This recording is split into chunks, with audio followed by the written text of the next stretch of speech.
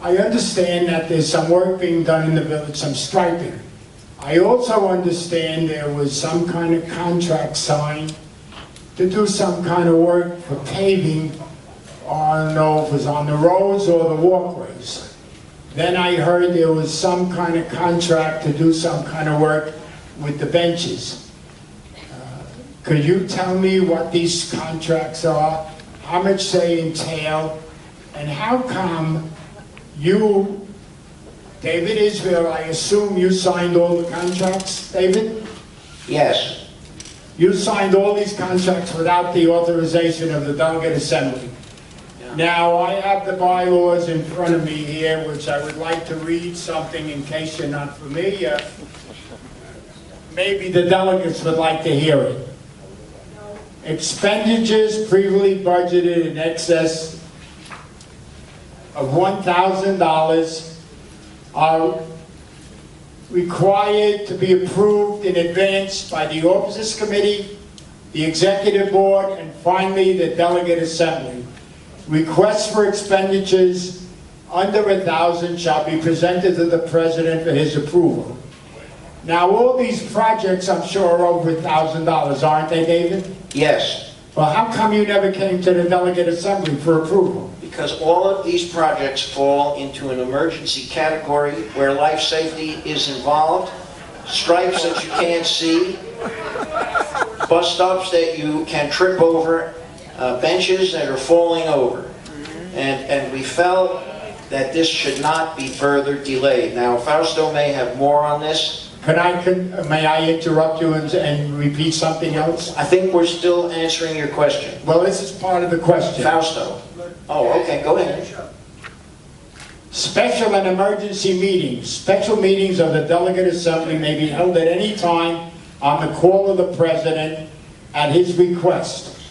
If you needed an emergency meeting, and you've been working on this for weeks and weeks because I spoke to people on the big committee, and they've been working on it for weeks. This is not something that happened overnight.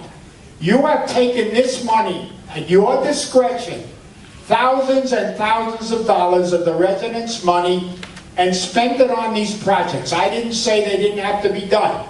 But who gives you the right to spend our money? You have a Delegate Assembly. You're getting rid of the power of the Delegate Assembly. You people who are delegates, you're turning into nobody and nothing, according to David Israel. You're letting him get away with murder. This is maybe $30,000 that's being spent. You never got the time or the call, the courtesy to approve this, which calls for in the bylaws. That's a lot of baloney. It was an emergency. I don't believe it, and you know it's not true. Okay, I'd like to answer that. The road striping has been on the table for almost 18 months. And it has gone through the bid committee, the officers committee, and it was approved, and it is budgeted in the budget that was voted on by the Delegate Assembly. No budget money for that striping. That's not true. That's another, don't tell me that's It's part of the infrastructure, This sir. is like the $2 million that was spent on the roads that Mr. Israel said was budgeted, and we proved he was wrong. This is money being spent now that has to be approved by the Delegate Assembly.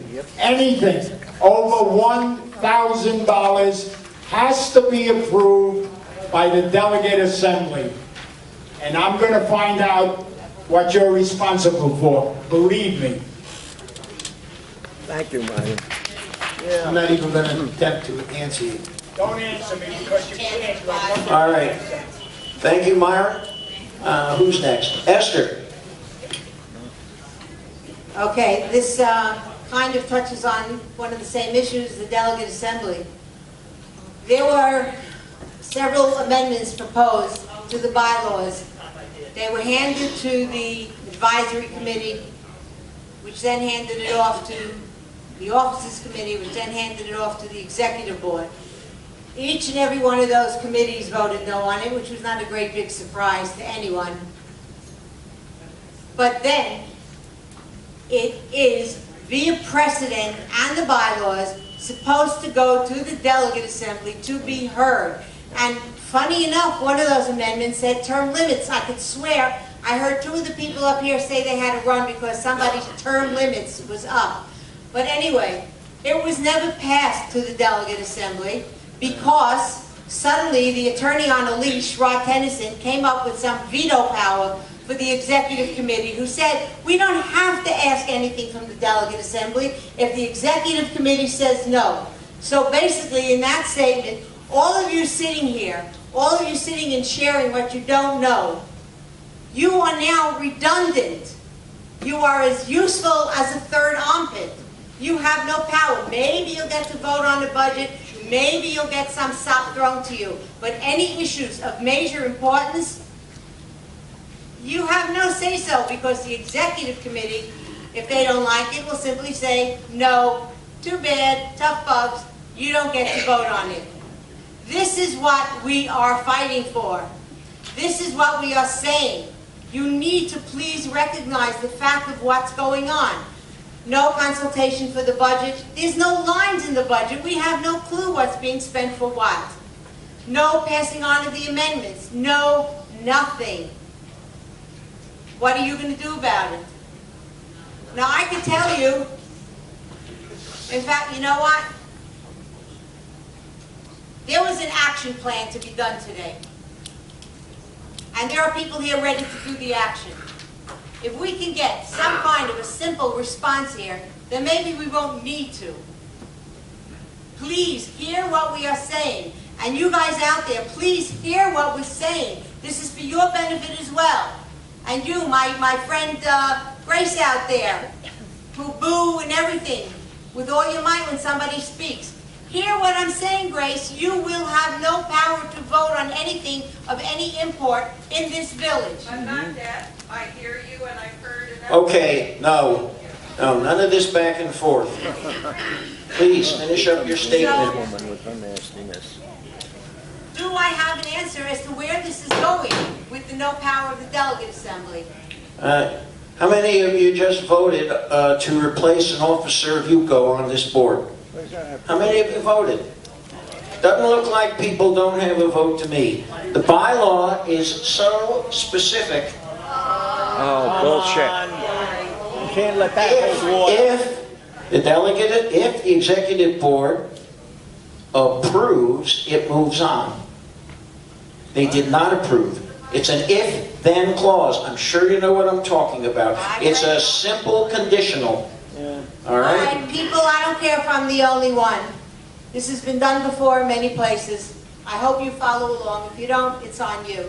I will see everybody else at the executive board. If you disagree with the whole way, the whole road that this is taken, please stand up and turn your back and then walk out.